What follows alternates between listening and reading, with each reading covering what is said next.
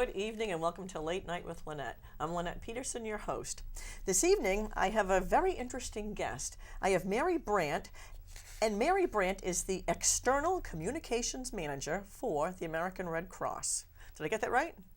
Northern New England region. Northern New England region. Welcome to the show, Mary. Thank you very much. It's a pleasure to be here. It's nice to have you here. So what exactly is your role with the Red Cross? Really, by far and away, my job is to look for opportunities to get the word out to the public on the need for blood, answer questions, but basically keep awareness high that the Red Cross is always looking for blood donors, always in need of blood donors. So you schedule all the blood drives throughout New Hampshire. Private companies, I know, host blood drives. So is that part of your... I work with those are recruiters Gotcha. that work with the, like as you said, cities, towns, organizations, finding volunteer sponsors to run our blood drives. And I many times work with the sponsors and work with the recruiters to, as I said, raise the level of awareness, get interviews, send out press releases, and things like that is where my job function lies. Gotcha. Now, is there a more crucial time than others during the year to give blood? Absolutely. The need for blood is constant. It's a perishable product and needs to be replenished on a regular basis. But that being said, I would tell you that the 2 times of year that the Red Cross really struggles to maintain the blood supply are the summer months, beginning Memorial Day to Labor Day, as well as the winter holidays beginning around Thanksgiving and going clear through the winter, the end of January, sometimes into February here in northern New England. And I will tell you that one of the things that coincides with those 2 times that we feel the effect of immediately is that high school and college students are among our most loyal blood donors. So when they go on winter break and summer break, we feel that immediately. Oh, wow. Now, why do you think those 2 times a year are the most crucial? We're battling vacations, we're battling holidays. Even our most loyal of donors, their routines change. Gotcha. They're off visiting family or going on vacation, and so we really struggle during the winter and during the summer months to keep the blood supply as strong as it needs to be. And it is a balancing act. It's a constant balancing act. Blood donations, a red blood cell donation, which is what people usually give in the donor center or at blood drives, the shelf life of a red blood cell donation is 42 days.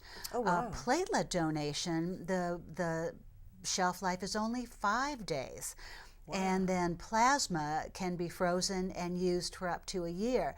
So you can see that it's a balancing act to have enough to maintain the supply that we need to keep the hospitals that we work with well supplied, but not to have too much. Right, exactly. Wow. Now, I didn't know there was a shelf life for blood. That's interesting. Now, is there a percentage of how many Americans are blood donors?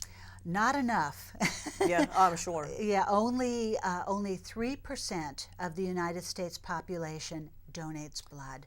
Wow. And we really do need to have more people. And what happens a lot of times, Lenette, is that when something happens, and 2 perfect examples of what we've seen in our lifetime is 9/11 and the Boston Marathon bombing.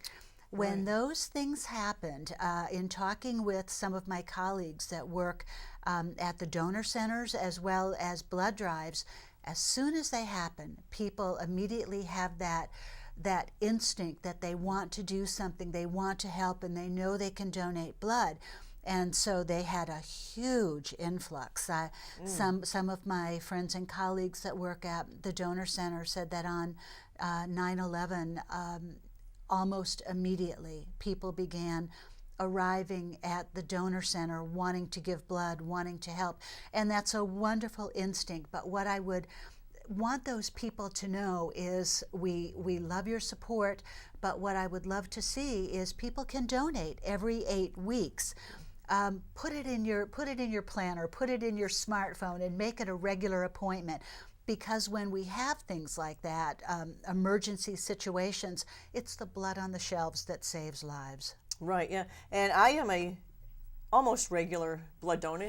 If you're a blood donor, you're going to get one of these cards. Now, I don't know if it's always the first card is red, and then when I filled the back of this card with my donations, I went to a white card. Folks, this is very important. Mary said, they don't get enough blood. Some corporations, my husband works for BAE Systems. Every 8 weeks, BAE has a blood drive. My husband's a blood donor, and he gets an email.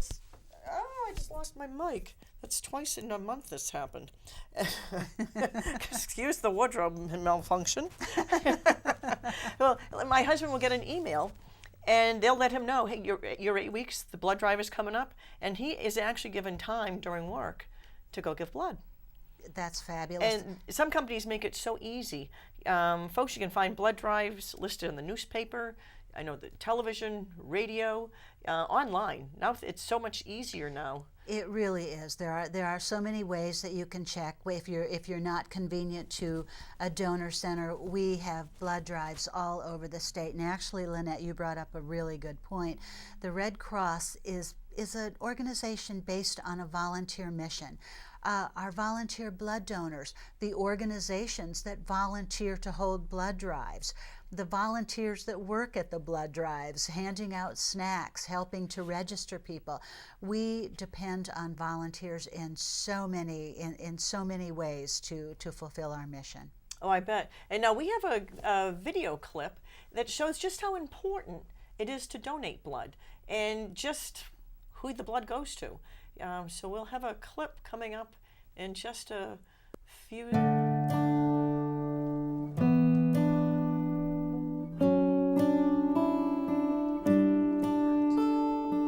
The day before I had my daughter, I had some blood work done, and they explained that I had a syndrome called the HELP syndrome. Her liver was unable to clot blood. Her lungs were unable to breathe without the help of machines. Her kidneys had failed. If it weren't for the blood on the shelves, Erin would have had no chance to survive. For the first 24 hours, the need was constant. As soon as one bag of blood or platelets or plasma was empty, it had to be replaced with another. There's always a need for blood because blood is actually a perishable product. The blood drives, such as the ones hosted by the Knights of Columbus, are critical to meeting the need of our New Hampshire hospitals and local hospitals here all around New England. The Knights want to actually increase blood drives by double over the next few years, and they are on track to do that. The Knights of Columbus is an organization that provides service in so many areas in the community. And actually, the Knights of Columbus was the first organization to ever sponsor a blood drive. I am a double red cell donor, and I try to arrange my schedule so that I'm able to do that. I've been donating blood now for about 4 years. This is something that I can do to help other people. You just never know who in your world is going to need blood. It could be your son, it could be your daughter, it could be your next door neighbor, your mother, your father, or even yourself. And for that reason, every donor every person should consider it if they can. I've been giving blood since I've been a senior in high school, and probably over the years I think I've given about 2 or 3 gallons actually. So I just know that Red Cross, the blood supply is something that's really important, not only for me and my family, but just for the community in general. We didn't know that Erin was going to live for 7 days. I remember that number because I came home from the hospital 5 days after she got sick, and it was the first time I had seen James since Bridget was born. That moment was so huge because I remember that was the first time I had ever had to really lie to my son. But at that point, I didn't know Mommy was going to be okay, and I told him she was. We're just a little family and didn't expect this to happen. And it did, and thankfully the outcome was very good, and I can still be a mom. When I walk into a blood drive, I get a feeling of gratefulness that these people are saving lives and that I was one of those persons that they saved, and that the blood is very, very important.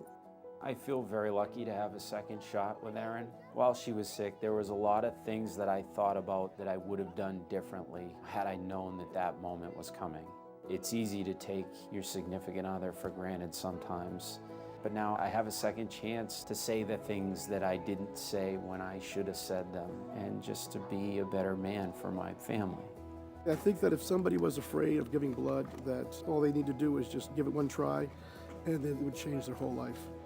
Now that I've had a personal experience with it and I see how profound the difference could be in somebody's life, it's become important to me to donate as much as I can. Just to take that hour once every 8 weeks. You know, it's only an hour. You can spare that and get out there and make a difference in somebody's life.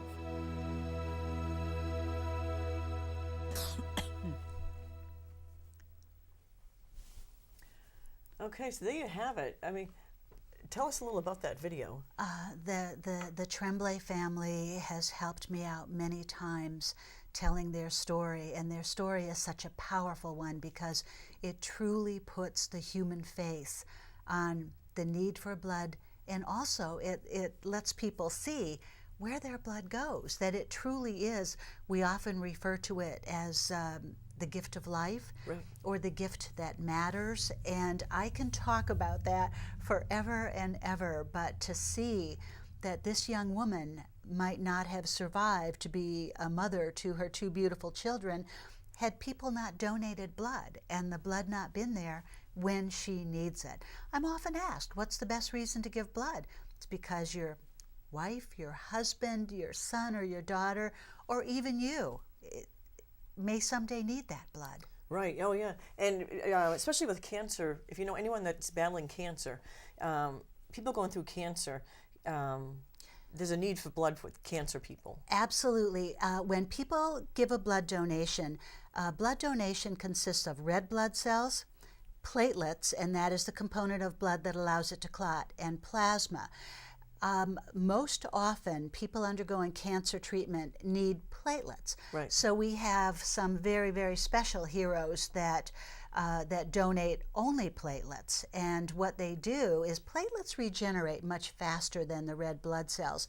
And people can donate platelets as often as every 2 weeks. Oh, wow. And we have many people, it's a little bit of a longer process, Yep. but we have people who come in every 2 weeks and spend about 2.5 hours Whoa. donating platelets, and we depend on them. With the platelets only having a shelf life of 5 days, we are in constant need of platelet donors, and they are a very, very special group because of the fact that they have such a short shelf life. Those platelet donors sometimes come in on Thanksgiving or Christmas because they just need to keep that flow of platelets available. Right, and boy, that's a huge time commitment, the 2.5 hours, but it's so needed and so necessary. Absolutely. Now, is it at different times that, say, you're short on one type of blood or another type of blood? I mean, are the shortages clear across the board? Or are there certain times, like I'm A positive. Is there a time that A positive blood is running low? I can't say that it's always at one time or another, but I can tell you, do we experience shortages? Absolutely. We're actually going through one right now. O negative blood is often referred to as the universal blood type. Right. Only right around 7% of the country are O negative blood donors. And that blood type is always in demand by hospitals because that's the blood type that they know they can safely give to any patient.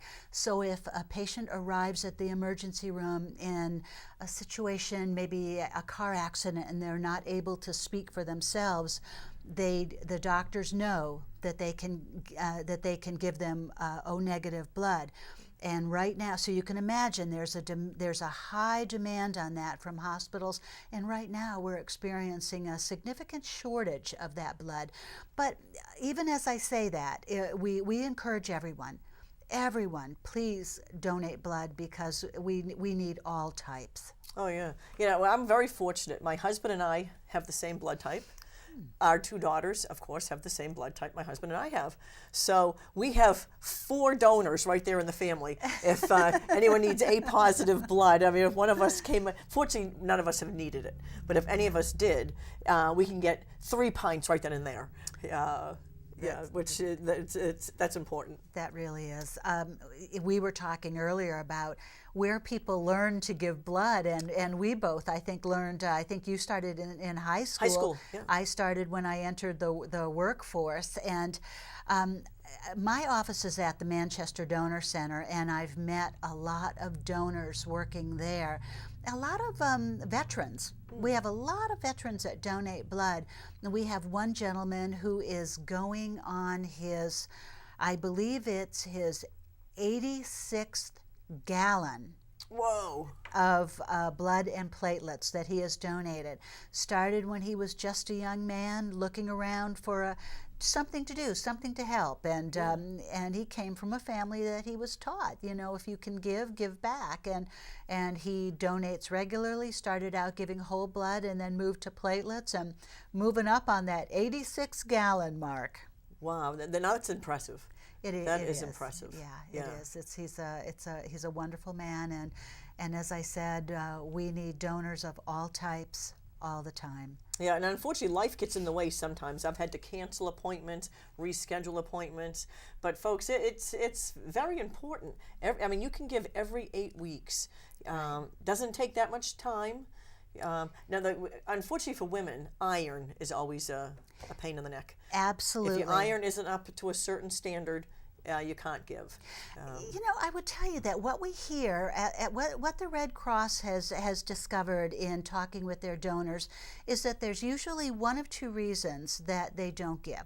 And one is because they say, well, I've never been asked. So anyone watching this, consider yourself asked. Yes, you've been asked by 2 people. Yes. So that's one reason. And the other is it might seem strange. They don't know what to expect. So very, very simply, you come into the donor center or to the blood drive. You'll be asked to fill out a brief health history.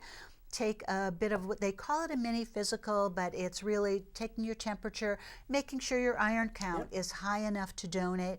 The actual donation is only going to take about 10 minutes. And then afterwards you sit down, and that's when you get your juice, your cookies, your something and we ask that you sit down for a minute and just give yourself a few minutes to make sure you're okay, and then you're on your way. Right, yeah, it doesn't take much time at all. Now it takes a little longer now than it used to with the different diseases that come up, that pre-history thing you have to fill out. It takes a little time. But I've found that for my iron, I eat more fresh spinach. I eat more dried fruits. Mm-hmm. I take an iron supplement. So the last time I gave my iron was 14.9. I was ecstatic. Now to actually give blood, it's not that painful. Folks, I don't like needles. I don't know what I would do if I was a diabetic. No one likes getting a needle. If you don't look, it doesn't matter. Lenette, that's so true, and I'm the same way. I don't like needles. Look away and think about the number of lives that you will be saving. Every blood donation, because of the fact that it's red blood cells, platelets, and plasma, you have the ability to touch 3 lives with one donation. Exactly. I mean, I'm sure everyone, at least everyone watching this, knows of one person that could be battling cancer. That one person may need platelets at least once or twice during treatments. Sometimes they need them on a daily basis. Yes, absolutely. Exactly. Yeah. So there is that constant demand, and I said it before, but I can talk about all the facts in the world. But looking at the beautiful Tremblay family, it's such a powerful message that she's there because of the blood on the shelves. Right, and you never know who's going to need emergency surgery. A horrific car accident. One person could need treatment, could need blood. I had a friend that's a nurse in the military, was in Afghanistan. Mm-hmm. She told us of a gentleman, he lost both his arms, both his legs, was kept alive, and is doing great to this day. He received, I believe she said, over 250 units of blood. Absolutely, it doesn't. It doesn't shock me. It doesn't shock me. And folks, I mean, some blood drives. I mean, how many people need to go to a blood drive to make it a successful blood drive? You know, Is there a number? Well, let me put it like this: on a national basis, let me back up. The Red Cross manages about 40% of the blood supply in this country. And with that comes the responsibility to make sure that the blood is there when hospitals and blood centers need it. On a daily basis nationally, we have to collect 14,000 units of blood daily in order to supply the roughly 2,600 hospitals that we work with nationally. Now, bringing that down to where we are, Lenette, here in northern New England, and when I talk about the northern New England region, that includes New Hampshire, Vermont, and Maine. So for our region, we need to collect 700 pints of blood every day. Wow. Every day to supply the hospitals that we work with. And I'm often asked by people, if I give blood, is it going to stay here? The way this works is that first the blood that is donated within the region will go to the hospitals that need it within our region. The good thing for us is that the Red Cross does have a national infrastructure that is able to move blood where it's needed, when it's needed. Right now, I think it's in the southern area of the country that are experiencing severe flooding, storms and things like that, and they are looking to us to help them out somewhat. I can tell you, winter months, we're looking to our friends in the south and out in the west and looking for their help to make sure that our hospitals are supplied with all the blood they need. Wow. Yeah, and I've given blood, like I said, several times. I can't say that there's been there's been too many of them that have had over 700 people at it. So that's a shame. I've been to a few of the big ones. I know there's one in Nashville in July. The Chillin' Grill. Yes. I went to that a few times just to give blood. But, I mean, that is just so popular with all the freebies. They're fun. Oh, yeah, it's fun. They're fun. Yeah, if you're going to start out, that's a great one to start at. You're going to get all sorts of good food afterwards. You're going to have to wait a while. Make sure you get an appointment. Don't be a walk-in for that one. I think what's important about what you're saying about the size of the blood drives, we encourage those blood drives, but I have to tell you, they don't all. The Chillin' Grill didn't start out as big as it is. Right. All of the blood drives matter. Yeah, each one every does. pint of blood that is collected matters. And we are always, as I said before, we're a volunteer-based organization. If there's a church or someone in the community or a business that hears this and thinks, well, I'd like to do that, call 1-800-RED-CROSS and they can tell you what's involved and put you in touch with someone who can help you to know what's involved with sponsoring a blood drive. We are always looking for sponsors for blood drives. Oh, I bet. Yeah, my church has one every March, and it's nice. The church is, it's, I think, like 1.2 miles from my house. I know that I make sure I'm available in March to give blood at my church. I also like going over into the Milford VFW. They always have free Foodies pizza. And free Foodies pizza is my favorite. I see you know where all the good stuff is. Yeah, you have to do it by your snacks. Now, I was very disappointed. My church had boring snacks. There was no free pizza. The snacks matter. Oh, absolutely. But you know, a lot of our sponsors really do make these into very, very fun events. Oh yeah, and it's fun. You get to see you probably get to see your neighbors and church members and the staff of the Red Cross. For anyone who is nervous about giving blood, they are so good about helping people to calm down, hold their hand if necessary or whatever, but they're really, really wonderful to our donors. Oh yeah, I've taken both my daughters for their first blood drive, and it went well. I told them what to expect, and they came with me several times to watch me give blood, see what happens, and so they knew what to expect. My youngest was a little lightheaded one time after her, and kind of scared her.